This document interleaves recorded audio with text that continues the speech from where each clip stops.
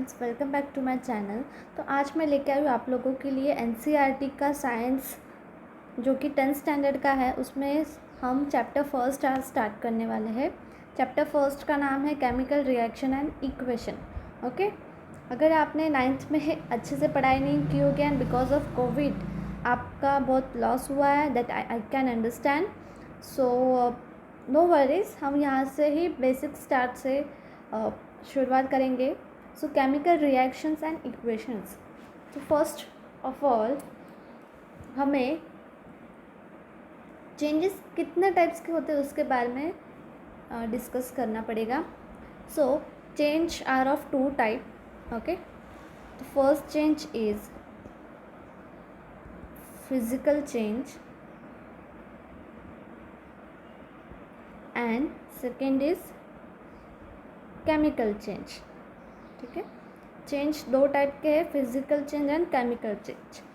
Physical change एक ऐसा change है जो सब्सटेंस चेंज होने के बाद भी वही रहता है। ठीक है, मतलब जो भी उसका सब्सटेंस है वो चेंज रिमेन्स सेम। अब एग्जांपल लेते हैं। अगर एक ग्लास है, राइट, उसको मैंने तोड़ दिया। ठीक है, व्हाट आई डिड, उसको मैंने ब्रोक कर दिया। ब्रोक करने के बाद उसके क्या होंगे, ग्लास के पीसेस हो जाएंगे, राइट। लेकिन वो रहेगा तो ग्लास ही, करेक्ट है ना। टूटने के बाद ऐसा तो नहीं कि वो मिट्टी बन जाएगा, right. So try to understand what is physical change, कि उसको कुछ भी करो उसका जो टेक्सचर है, वो जो सब्सटेंस जिससे बना है वही रहता है। ठीक है, वो ही सब्सटेंस वो रहता है आखिर में। सो that is called physical change. मतलब वो फिजिकली चेंज होता है। वो एक ग्लास था, वो अभी पीसेस में कन्वर्ट हो गया, मतलब फिजिकली। लेकिन अंदर का जो उसका मिक्सचर है, जो उसका जो भी प्रॉपर्टीज़ है, वो तो ग्लास ही है, राइट। Similarly chemical change. अब केमिकल चेंज में क्या होता है, chemical change are change that form a new substance. ठीक है,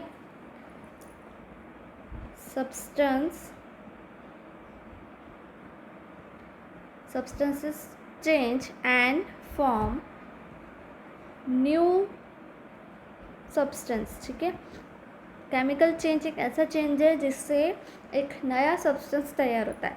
फॉर एग्जाम्पल अगर हम बात करें बर्निंग ऑफ कोल को अगर हम बर्न करें तो वो क्या बन जाता है, राख बन जाती है। Okay, that is ash.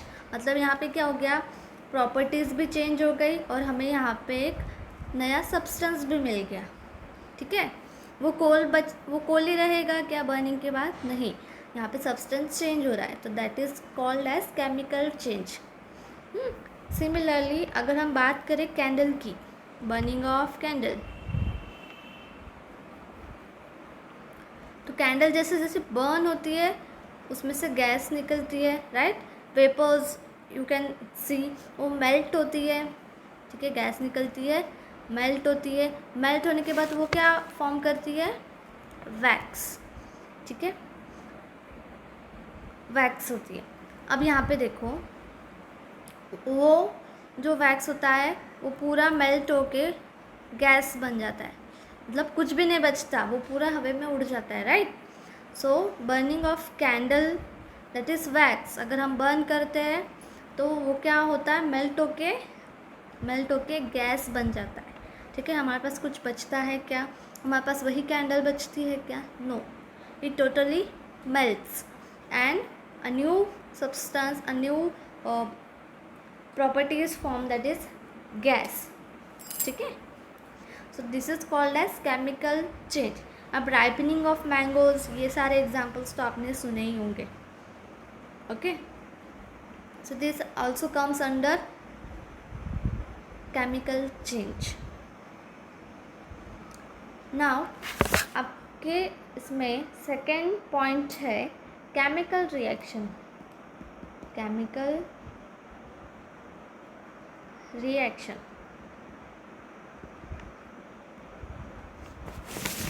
Chemical reaction is a process in which new substance are formed from old one, okay, such that new substance are different from old one. ठीक है. केमिकल प्रोसेस क्या होती है? वो एक ऐसी प्रोसेस होती है जिसमें एक सब्सटेंस, जो पुराना सब्सटेंस होता है, उसके साथ अगर हम कुछ रिएक्शन करें तो उसमें से नया सब्सटेंस हमें मिलता है. ठीक है. और वो टोटली डिफरेंट होता है पुराने वाले में से. ठीक है, ये याद रखो आप. अब यहाँ पे देखते हैं हम कि उसमें केमिकल रिएक्शन में चेंजेस किस टाइप के होते हैं. ठीक है, तो चेंजेस इन केमिकल रिएक्शन.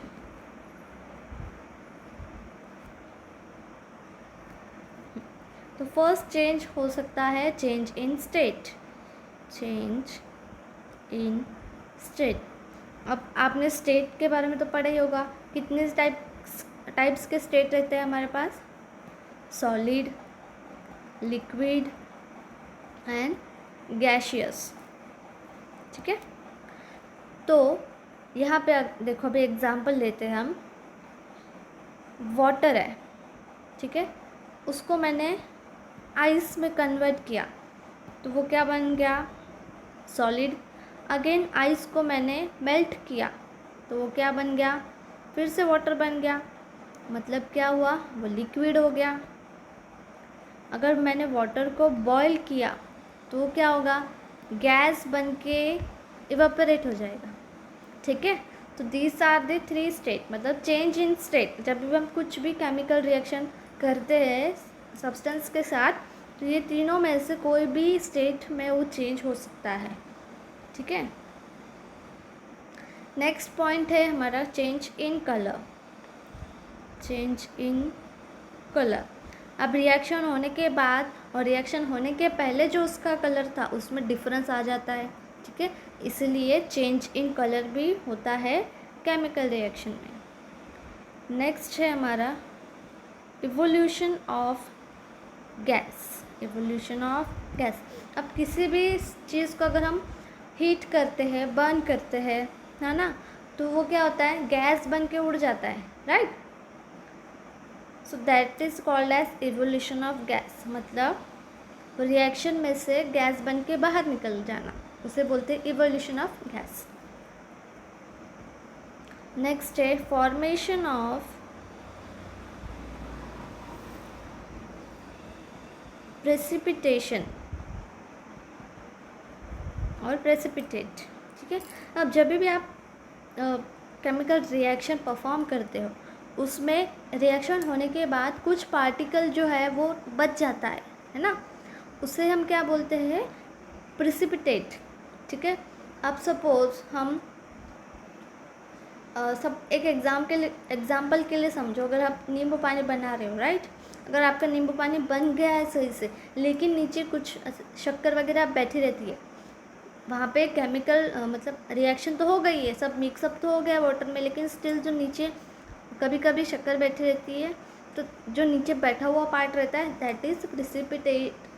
ठीक है, उसे प्रेसिपिटेट बोलते हैं. ऐसा ही केमिकल रिएक्शन में होता है कभी कभी, जो नीचे पार्ट बैठता है रिएक्शन होने के बाद, उसे हम प्रेसिपिटेट बोलते हैं.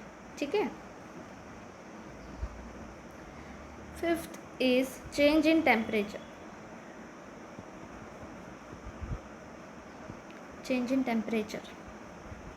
अब चेंज इन टेम्परेचर में ऐसा है, अगर आप वाटर को बॉईल कर रहे हो उसका बॉइलिंग पॉइंट अलग होगा.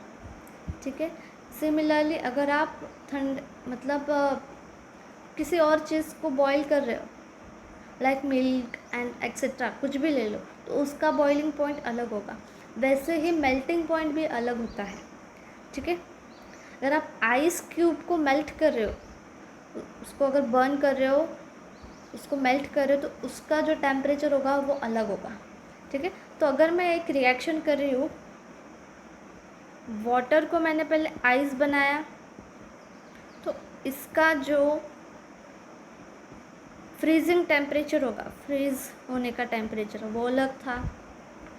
और मैंने जब आइस को मेल्ट किया फिर से वाटर बनाने के लिए, तो उसका जो बॉइलिंग पॉइंट था, बॉइलिंग टेम्परेचर था, वो अलग होगा, ठीक है। समझ में आया? वैसे ही रिएक्शंस में होता है। अगर आप अलग अलग दो अलग सब्सटेंस मिक्स करके रिएक्शन कर रहे हो तो उसमें चेंज इन टेम्परेचर आता है।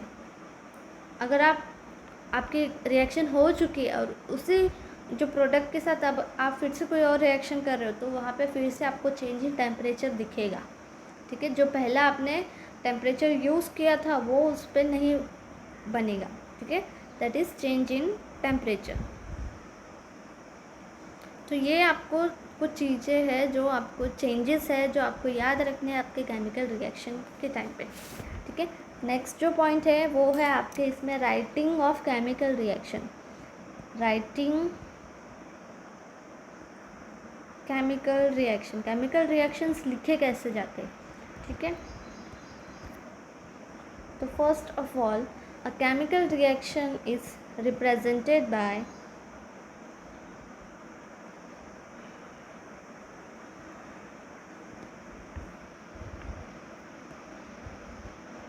लेट्स से सिंबॉलिक रिप्रेजेंटेशन होता है उसका।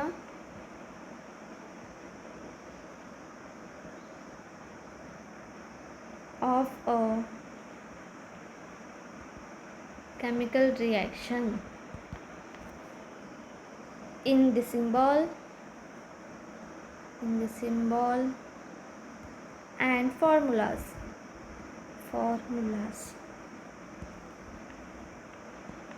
Reactants are written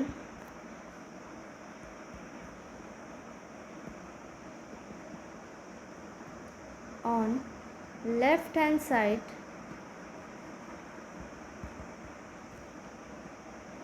and product is written on the right hand side,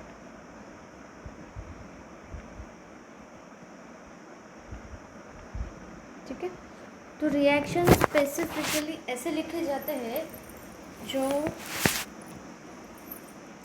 एक रिएक्टेंट और एक प्रोडक्ट होता है, ठीक है। तो सबसे पहले मैं आपको एक एग्जांपल लेके बताती हूँ पानी के बारे में। सपोज़ हम वाटर कैसे बनाते हैं, हाइड्रोजन प्लस ऑक्सीजन, तो वो हमें क्या देता है, H2O, ठीक है, मतलब वाटर। तो यहाँ पे देखो हमने यहाँ पे फार्मूलाज यूज़ किए, मतलब हाइड्रोजन का फार्मूला कैसा है, हाइड्रोजन कैसे लिखते हैं हम, H से। ऑक्सीजन कैसे लिखते हैं, O2 से। और वाटर कैसे लिखते हैं, जो कि फार्मूला है H2O, ठीक है। तो ये जो पार्ट है हमारा वो क्या है, सिंबॉलिक पार्ट है, ओके, या फिर आप फार्मूलाज भी बोल सकते हो, ठीक है। नेक्स्ट आता है लेफ्ट हैंड साइड। ये हमारा है पूरा लेफ्ट हैंड साइड। इस वाले पार्ट को हम क्या बोलेंगे, रिएक्टेंट्स।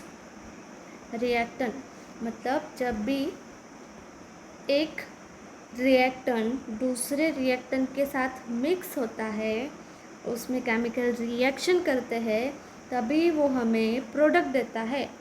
क्या देता है, प्रोडक्ट देता है, ठीक है। ये याद रखो, तभी वो हमें क्या देता है, मतलब कि राइट हैंड साइड पे क्या आएगा, प्रोडक्ट, ठीक है। सो लेफ्ट हैंड साइड पे आते हैं रिएक्टेंट्स, राइट हैंड साइड पे आते हैं प्रोडक्ट्स। तो जब भी रिएक्टेंट्स रिएक्शन करते हैं, फॉर्म करते हैं, तभी हमें क्या मिलता है, प्रोडक्ट मिलता है, ओके। और एक बात, रिएक्टेंट और प्रोडक्ट के बीच में हम हमेशा केमिकल रिएक्शन को एक एरो से डिनोट करते हैं, ठीक है। एक एरो से डिनोट करते हैं। So this is the writing form of chemical reaction. ठीक है, इतना याद रखना है आप लोगों को कि केमिकल रिएक्शंस कैसे लिखे जाते हैं। अगेन यहाँ पे देखो, हमें 3 स्टेट पता है, सॉलिड, लिक्विड, गैसियस, राइट। तो अब यहाँ पे देखो हमारा हाइड्रोजन, पहले तो सॉलिड सिंबॉलिक फॉर्म क्या है, एस, लिक्विड का सिंबॉलिक फॉर्म है L3, गैसियस का है G। तो ये हमें हमारे रिएक्शंस में यूज़ करने पड़ते हैं। तो अभी यहाँ पे देखो, जो हमने एग्जांपल लिया था ना, यहाँ पे देखो H दैट इज़ हाइड्रोजन क्या है, गैस है। तो मैं उसके बेस पे हमेशा G लिखूँगी कि हाइड्रोजन एक गैस है। O2 क्या है, oxygen, again O2 is a gas. लेकिन H2O जो कि एक वाटर है, वो क्या है, हमारा लिक्विड है ना। तो ये हमेशा हमें हमारे रिएक्शंस में लिखना पड़ता है कि वो गैसियस फॉर्म में था, सॉलिड फॉर्म में था या लिक्विड फॉर्म में था। ठीक है, ये चीज़ हमेशा याद रखनी है। नेक्स्ट थिंग इज़ कि हमने जब पढ़े थे ना ऊपर, यहाँ पे देखो चेंज इन केमिकल रिएक्शन, उसमें जो हमारा फर्स्ट था that is change in state. यहाँ पे देखो हमारे एग्जाम्पल में चेंज इन स्टेट दिखा आपको। यहाँ पे क्या स्टेट है दोनों का, गैसियस है ना, लेकिन मिला क्या हमें, liquid, right. So this is what we get in our chemical reactions. ठीक है, इस तरीके से हमें हमारे केमिकल रिएक्शन जितने होते हैं उसमें चेंजिंग स्टेट्स हमें दिखाई देते हैं। ठीक है, नेक्स्ट जो आपके इसमें है point that is balancing a chemical equation. Balancing a chemical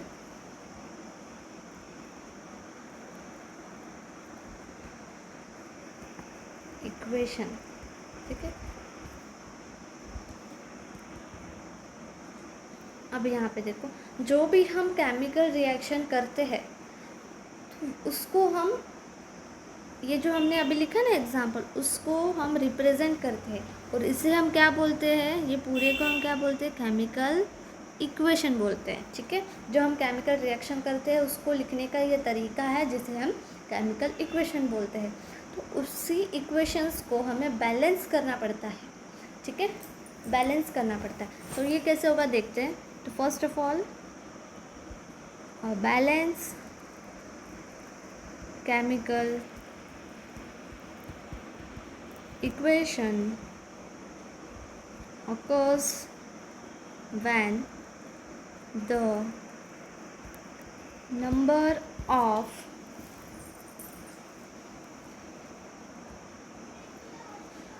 atoms involved in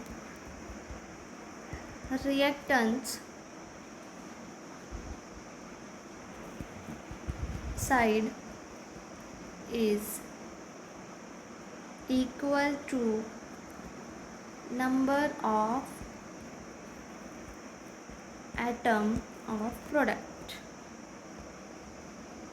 okay, तो यहाँ पे देखो, अब हम ऊपर की ही रिएक्शन हम लेते हैं फिर से। H plus O2 gives H2O। तो फर्स्ट ऑफ ऑल हमारे पास क्या क्या है वो लिख लेते हैं। क्या है हमारे पास, 2 रिएक्टेंट है। ठीक है, ये साइड पे क्या है, तो हम यहाँ पे लिखते हैं LHS। यहाँ पे हम टेबल बनाते हैं। LHS साइड पे क्या क्या है हमारे पास, रिएक्टेंट, एक रिएक्टेंट है हाइड्रोजन और दूसरा है ऑक्सीजन। ठीक है, ये हम टेबल बनाते हैं ऐसे। दूसरे साइड दैट इज RHS पे क्या है हमारे पास, फिर से हाइड्रोजन और ऑक्सीजन है। ठीक है, अब यहाँ पे ध्यान दो, यहाँ पे जो हाइड्रोजन है वो कितना है, कितना अमाउंट है उसका, कितना दिया है, कुछ नंबर दिया है क्या वहाँ पे, एक्स्ट्रा नहीं है, लेकिन एक बार H लिखा है, राइट, एक बार लिखा है, मतलब यहाँ पे हाइड्रोजन कितना है, एक बार है, मतलब 1, हाइड्रोजन की अमाउंट कितनी है 1। यहाँ पे ऑक्सीजन की अमाउंट कितनी है, नीचे क्या है उसके बेस पे 2 लिखा है, तो मतलब उसकी अमाउंट क्या होगी 2। ठीक है, अब आर इस साइड आते हैं। यहाँ पे देखो हाइड्रोजन है, हाइड्रोजन के यहाँ पे कितना है 2 है, तो 2 लिख दिया। ऑक्सीजन कितना है 1, तो यहाँ पे 1 लिख दिया। अब ये दोनों टेबल मैच करके देखो आपको बैलेंस लगते हैं क्या। यहाँ पे हाइड्रोजन कितने हैं 1, यहाँ पे कितने हैं 2, मतलब क्या है ये इम्बैलेंस है। ठीक है, अगर यहाँ पे 2 है इस साइड पे, तो आपके इस साइड पे भी क्या होना चाहिए 2 ही होना चाहिए, राइट।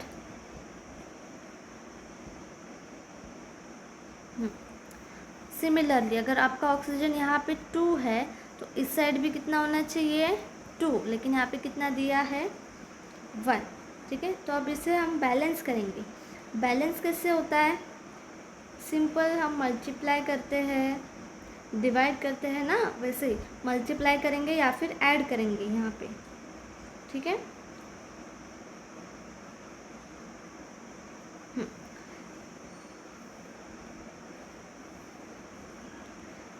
तो अगर मुझे H2 यहाँ पे 1 है ना, यहाँ पे 2 है, यहाँ पे मेरे को 2 बनाना है, तो मैं क्या कर दूँगी सिंपली वहाँ पे 2 लिख दूँगी। ठीक है, हाइड्रोजन 2। अभी हम फिर से टेबल बनाएंगे, यहाँ पे टेबल बनाएंगे LHS। हमने क्या चेंज किया, हाइड्रोजन ऑक्सीजन, हाइड्रोजन भी 2 है, ऑक्सीजन भी 2 ही रखा है। अब ये साइड पे आ जाओ, यहाँ पे क्या होगा हमारा RHS।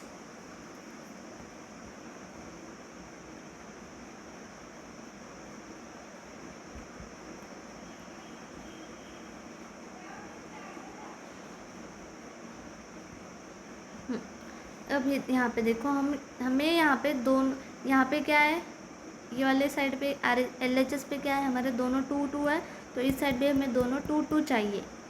ठीक है, तो हम क्या करेंगे, हम इजीली इसको ऐसे लिख देंगे,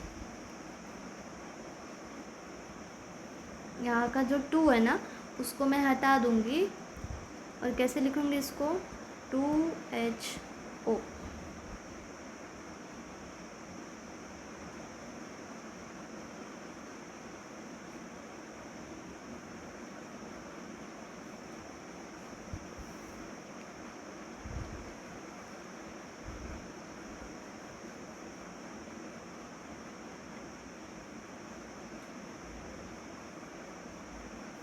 अब यहाँ पे देखो 2 कितने हैं, H कितने हैं यहाँ पे 2, O भी कितना हो गया 2 हो गया। ठीक है, ऐसे हम बैलेंस करते हैं अलग अलग तरीके से। एक और एग्जांपल लेते हैं आप,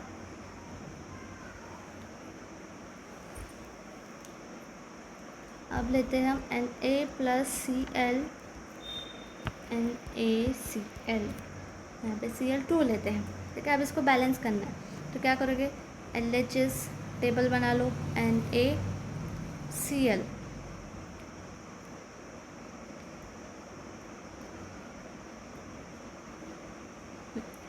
Na कितना है 1, Cl कितना है 2, RHS साइड देख लो NaCl, Na कितना है 1, Cl कितना है 1। अब यहाँ पे देखो फिर से हमें इसको बैलेंस करना पड़ेगा, राइट। कितना बैलेंस करना है, Na तो ठीक है लेकिन Cl इम्बैलेंस हो रहा है, राइट।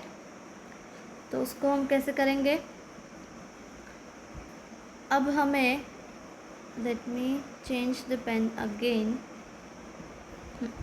यहाँ पे देखो मैं यहाँ पे लिख रही हूँ रफ कैलकुलेशंस के लिए NaCl। अब अगर यहाँ पे 2 है, मैं सीधा अगर यहाँ पे 2 लिखती हूँ तो Na भी क्या हो रहा है 2 बन रहा है, मतलब फिर से वो इम्बैलेंस होगी। फिर मैं क्या करूँगी यहाँ पे भी 2 ऐड कर दूँगी Cl2, फिर यहाँ पे 2NaCl2। अब देखो तो 2Na 2Na, Cl2 2Cl आ गया। हाँ, तो हमें क्या करना है 2 Na को 2 देना है और राइट हैंड साइड पे पूरा 2 से मल्टीप्लाई करना है। तो यहाँ पे लिखो 2 मल्टीप्लाई बाय Na और इस साइड भी 2 मल्टीप्लाई बाय NaCl। तो हमारी न्यू रिएक्शंस होगी वो क्या होगी, बैलेंस वाली, 2Na + Cl2 गिव्स 2NaCl। ठीक है, ये हमारी बैलेंस इक्वेशन होगी। ओके, एक और एग्जांपल लेते हैं हम, जिससे आपका आइडिया एकदम क्लियर होगा। तो अब मैं एग्जांपल ले रही हूँ, Fe + H2O gives Fe3O4 + H2। अब तो ये बहुत बढ़िया आ गई। कैसे करोगे, सिंपल, एलिमेंट्स देखो, Fe है, यहाँ पे हाइड्रोजन दिख रहा है और ऑक्सीजन दिख रहा है, मतलब 3 एलिमेंट्स है। ठीक है, तो सिंपल टेबल बना लो, FeHO,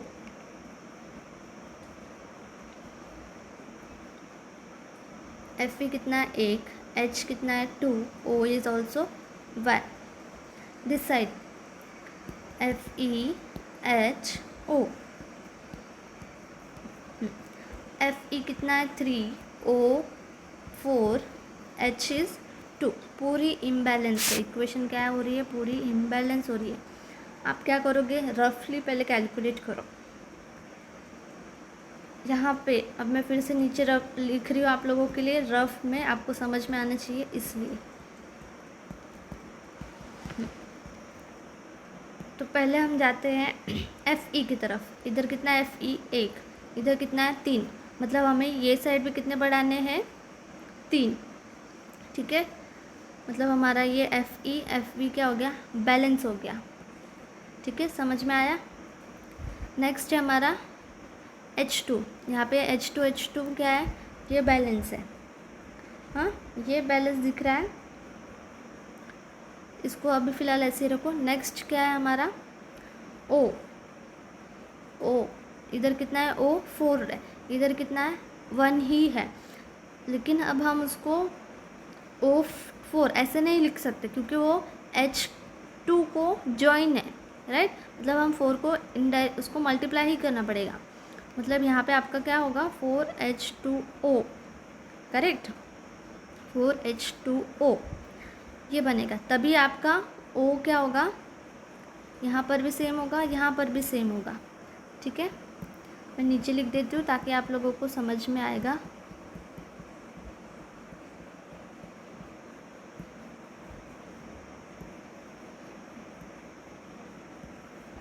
तो पहले अब हमने क्या किया था, Fe + H2O, ये Fe3O4 + H2।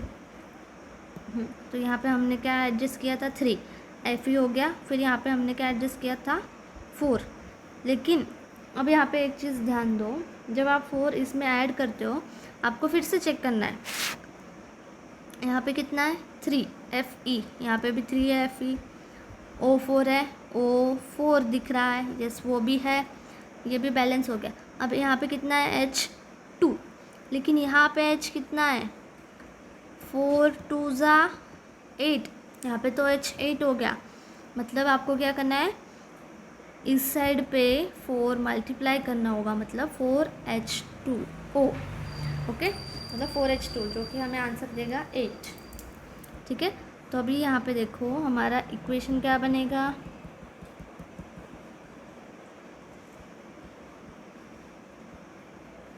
मतलब अभी हमें यहाँ पे 4 ऐड करना है।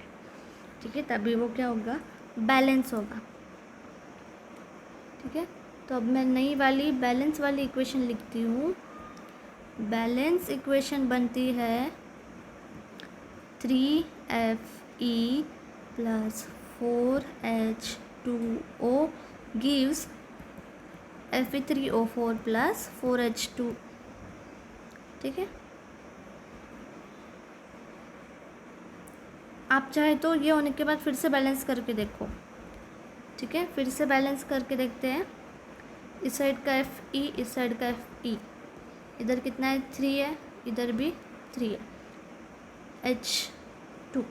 H2 कितना है 8, यहाँ पे H2 भी आ रहा है 8। O कितना है 4, इधर भी वो कितना आ गया 4, मतलब अब ये कम्प्लीटली बैलेंस है। देखो ये मैच हो रहा है, ठीक है। This is called as balance equation. Easy है, जस्ट नंबर्स पे कंसंट्रेट करना है, नहीं हो रहा है तो मल्टीप्लाई कर दो। इतना याद रखना, यहाँ पे आप मल्टीप्लाई करते हो और अगर उसके बेस में कोई नंबर है तो ये नंबर भी इसको मल्टीप्लाई होता है, ठीक है। इतना याद रखो आप, ठीक है। तो आज के लिए इतना ही। नेक्स्ट लेक्चर में हम टाइप्स ऑफ केमिकल रिएक्शंस के बारे में पढ़ेंगे, ओके। अगर आपको मेरा वीडियो पसंद आया है तो प्लीज़ लाइक करो, शेयर करो अपने फ्रेंड्स में और सब्सक्राइब करो आगे के वीडियोस के लिए, ओके। Thank you.